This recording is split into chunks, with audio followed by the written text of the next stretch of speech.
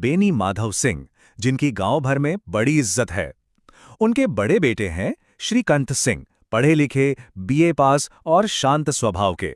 और फिर है छोटा बेटा लाल बिहारी सिंह, जो बिल्कुल अपने भाई के उलट है, शरीर से तो मजबूत पर स्वभाव से थोड़ा जिद्दी और गुस्सैल। और इस घर की बहू है आनंदी, श्रीकंठ की पत्नी, जो एक बहुत ही अमीर एक ताल्लुकदार की बेटी हैं। जरा सोचिए, एक लड़की जो महलों में पली बड़ी हो, उसने इस साधारण से घर को कैसे अपना लिया था। आनंदी ने अपनी सारी आदतें, अपनी सारी ख्वाहिशें अपने ससुराल के लिए बदल दी थीं, क्योंकि उसके लिए अपने परिवार की इज्जत यानी कुल प्रतिष्ठा से बढ़कर कुछ भी नहीं था। ये दोनों भाई मानो दो अलग अलग ध्रुव थे।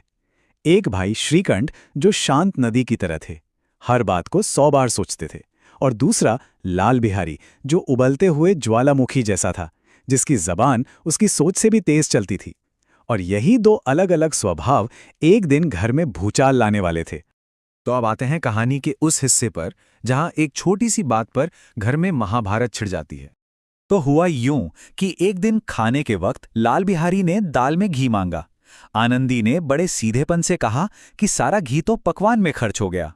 बस इतनी सी बात थी, पर लाल बिहारी का पारा 7वें आसमान पर पहुंच गया। उसने आनंदी के मायके को लेकर ताना मारा और गुस्से में अपनी लकड़ी की खड़ाऊं उतारकर आनंदी की तरफ फेंक दी। एक औरत के सम्मान पर इससे बड़ा हमला और क्या हो सकता था। और उसके शब्द, जिसके गुमान पर भूली हुई हो उसे भी देखूंगा और तुम्हें भी।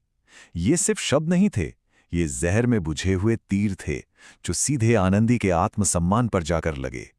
उस एक पल में उस घर की शांति हमेशा के लिए भंग हो गई।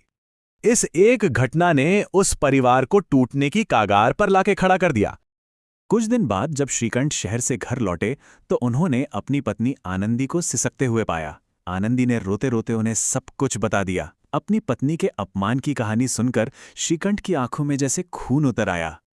देखिए, श्रीकंठ के लिए ये सिर्फ एक पति पत्नी का या देवर भाभी का झगड़ा नहीं था। नहीं, ये उनकी कुल प्रतिष्ठा पर हमला था, मतलब उनके पूरे परिवार की इज्जत पर। उस जमाने में परिवार की इज्जत जान से भी ज्यादा कीमती हुआ करती थी। श्रीकंठ आग बबूला होकर सीधे अपने पिता के पास पहुंचे और गरज कर बोले, अब इस घर में या तो मैं रहूंगा या लाल बिहारी।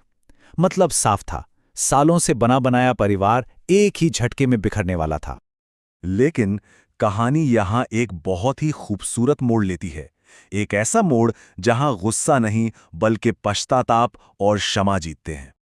जब लाल बिहारी ने दरवाजे के पीछे से ये सुना कि उसकी वजह से भैया घर छोड़ रहे हैं, तो उसके